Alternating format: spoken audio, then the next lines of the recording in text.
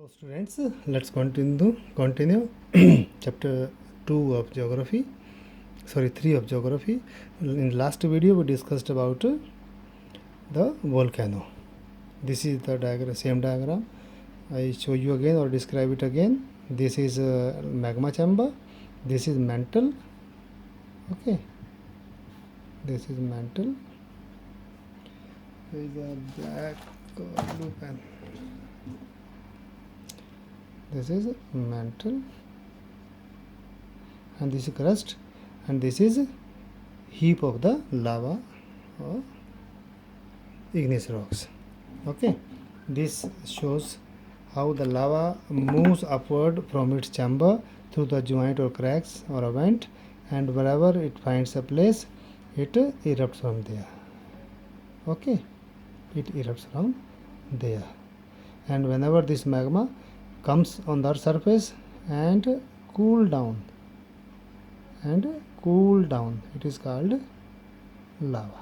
Okay, and this type of structure, this saucer shaped structure is called crater, and whenever this area after cooling down of the magma and lava both, or when this volcano stops erupting, it is filled with the lava here, and it gives a shape of saucer, and whenever the water accumulates in this area, it is called a crater lake.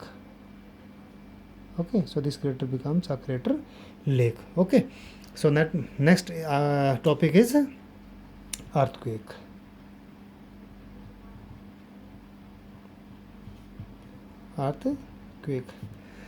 So similarly, when the lithospheric plates move, the surface of the earth vibrates, and the vibrations can travel all around the earth.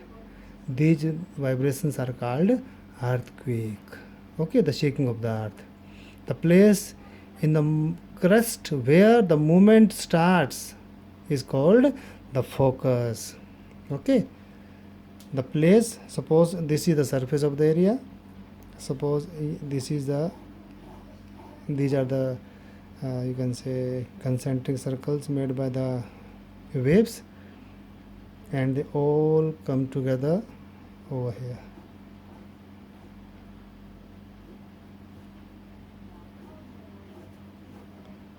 Okay, this may be focus.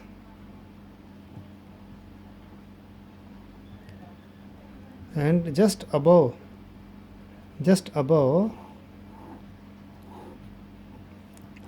on the surface of the earth, this is called epicenter. If the surface, suppose we make profile of the soil here or surface here, then it will be here, it will be epicenter. If you make surface over here, it may be here, or if you want to take it over here. Okay, this is inside the earth, like this is the earth, here is the focus, and from this focus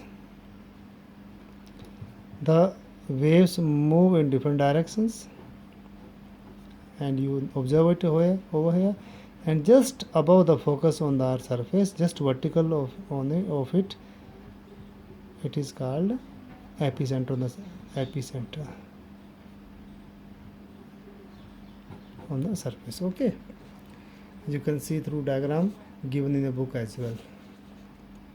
Okay, so the vibrations travel outwards from the epicenter as waves, and these waves are known as P waves, S waves, and L waves. P waves are also called primary waves, secondary waves, and these are called L waves or surface waves. Okay, so primary waves, secondary waves, and surface waves.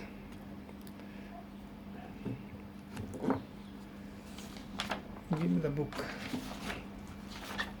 You can see in your book also.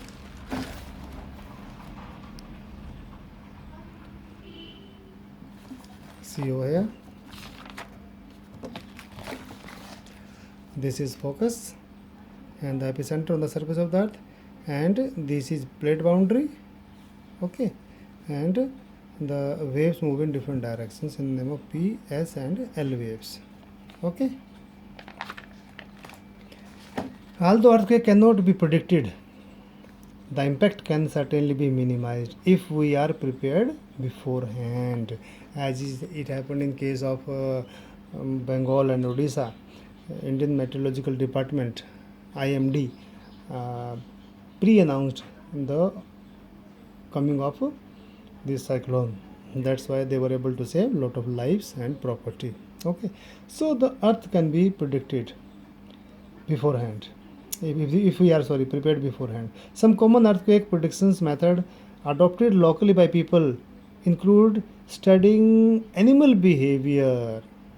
You might have heard, you can ask your parents, your grandparents, whenever there is some natural calamity going to happen or going to occur, undoubtedly there are certain changes which need to be observed keenly, and your parents will definitely tell that whenever the area is going to struck by any natural calamity, the fish in the ponds, they will get agitated, snakes come out on the surface of the earth, the ants, they starts moving outward, even the snakes come on the surface of the earth. Your cattle starts behaving weird.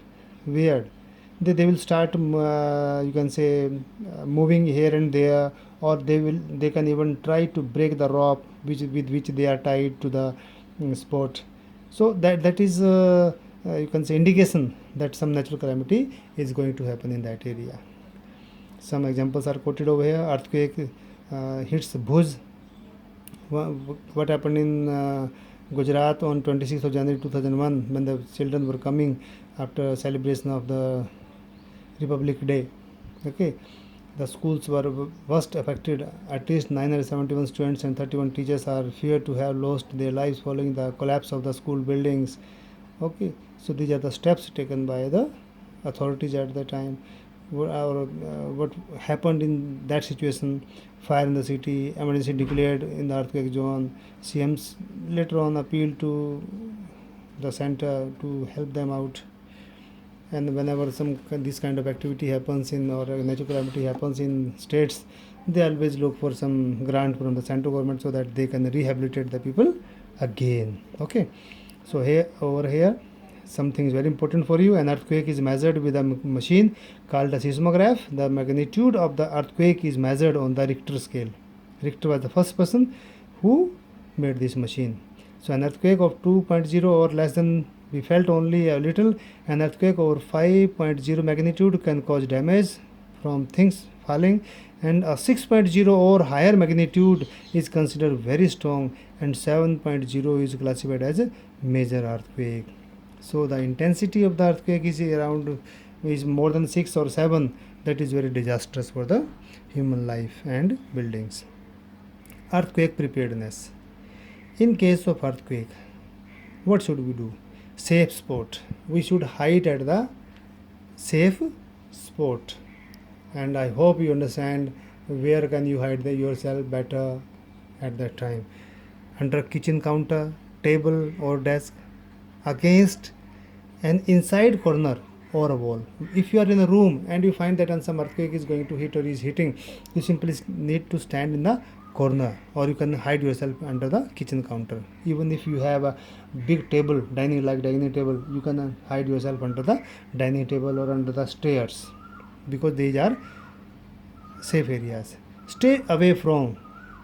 You need to stay away from what? Fireplaces, areas around chimneys, windows that shutter, including mirrors and picture frames. And be prepared. Spread awareness amongst your friends and family members and face any disaster confidently. As these days you are facing COVID-19 strongly, we need to take precautions, and by taking precautions we definitely can save ourselves. Okay, so this is all about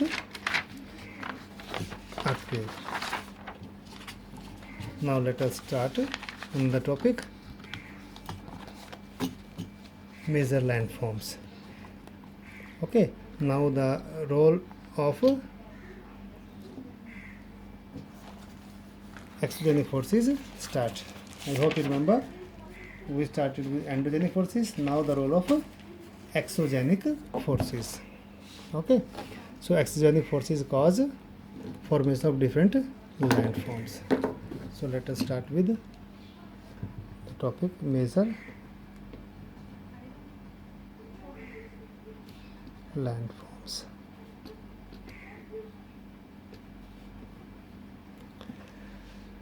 Dear students, the landscape is being continuously worn away, eroded away by two processes, weathering and erosion.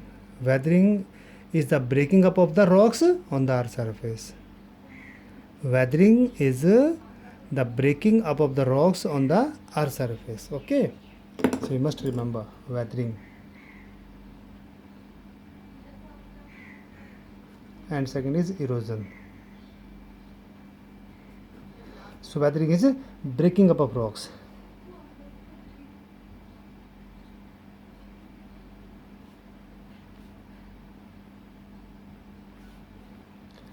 These rocks can be broken by physical factors or physical forces, chemical reaction, or number 3, biological reaction.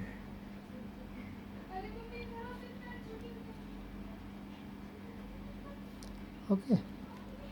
Physical forces means when the rocks strike against each other. Chemical reaction means when the water gets the chemicals diluted and the rocks are turned into small pieces or small you can say particles. By the biological reaction means when the you can say chemicals in the rocks they interact with the biological things like vegetation or plants. So they also help in breaking up of the rocks. So biological process is also very important.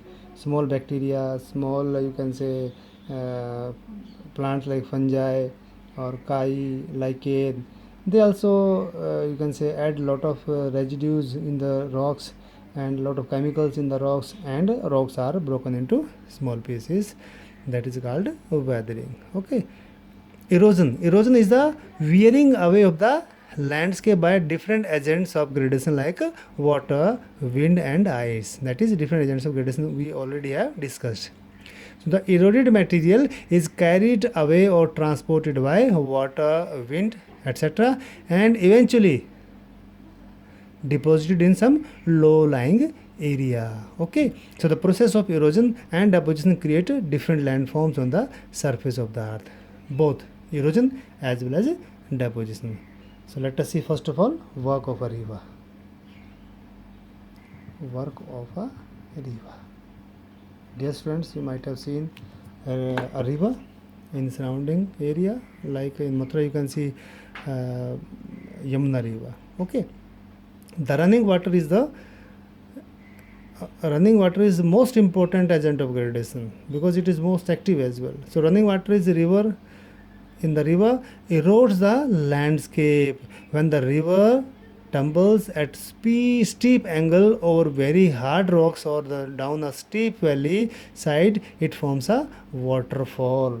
For example, this area is formed by different kind of rocks.